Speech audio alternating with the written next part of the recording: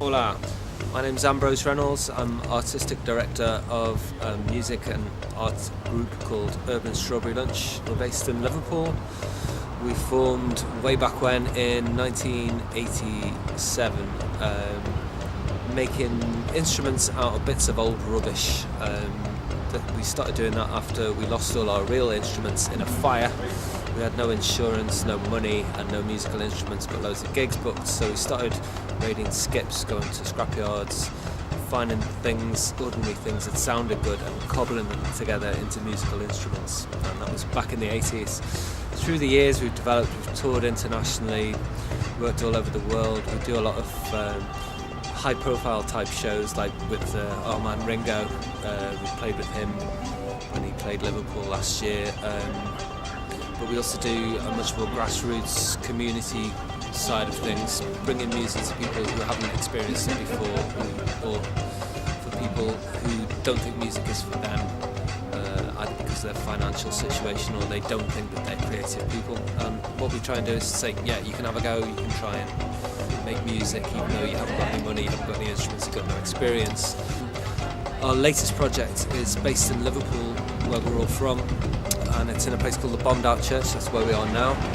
The church was bombed during the 1941 May Blitz of Liverpool. Liverpool was the most heavily bombed place outside of London, but it was kept top secret because the port was very important for bringing the goods in and out of the country.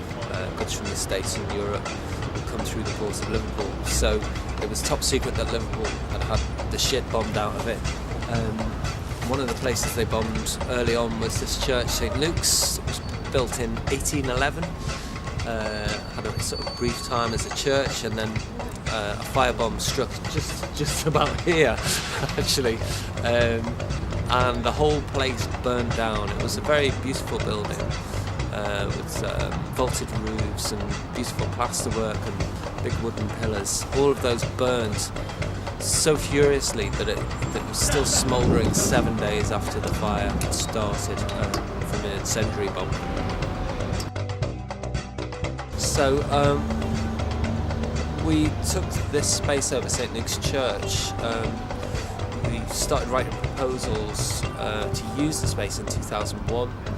We approached the council for permission, and they were a bit dubious at first. They thought we were going to do Glastonbury every day in here and have teepees and wild parties and stuff. And once they realised that it wasn't that kind of a thing, they agreed to give us the keys to the space, and we started opening the interior of the space, which hasn't been opened since the 40s, since it was destroyed, on a daily basis, as primarily a garden.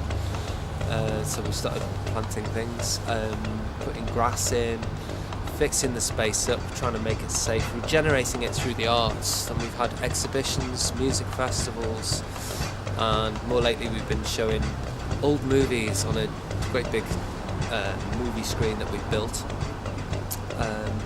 And it's all about using the space, bringing it back to life through artistic endeavours. By bringing a lot of people in, it means that the council has to maintain the building. So rather than it being a vicious circle of nobody's allowed in because it's dangerous, because 52,000 people have visited the space, it has to be maintained to a safe degree. So that's kind of what we're about. Our plans for next year are to sort of keep doing what we're doing, but as we go, rather than renting in infrastructure, we keep adding more and more infrastructure. My latest harebrained scheme is to put a pneumatic roof on this area of the church, so that you can have some cover for bigger performances, so we can have people like the Philharmonic Orchestra or stuff like that, stuff that really needs to be protected from the rain.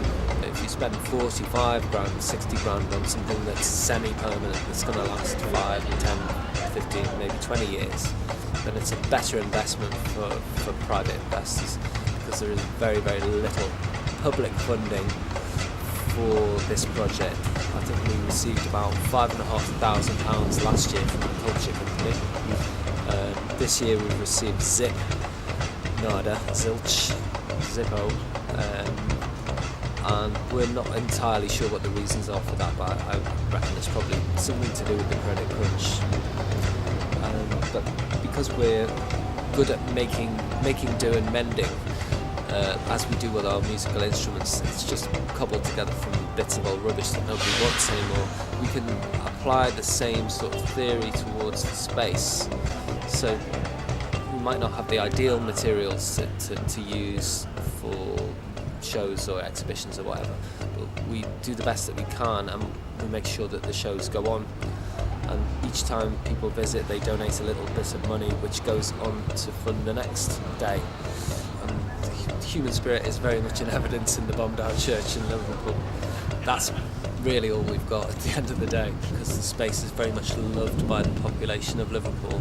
We've grown up seeing this bombed out wreck, but nobody really knows what goes on in there. Some people think it's haunted. A lot of people are very scared to come into the space because of ghosts and stuff. We've been shown a lot of classic movies, and one of the movies we showed was the 1938-39 version of The Hunchback of Notre Dame, starring Charles Lawton, which is a very fine movie. And a lot of the theme of the film is about the sanctuary of a church, and there is that, I think that part of this space is still very evident. It's sanctuary for a lot of people, whether they're artists or just tourists looking at something interesting out of the ordinary.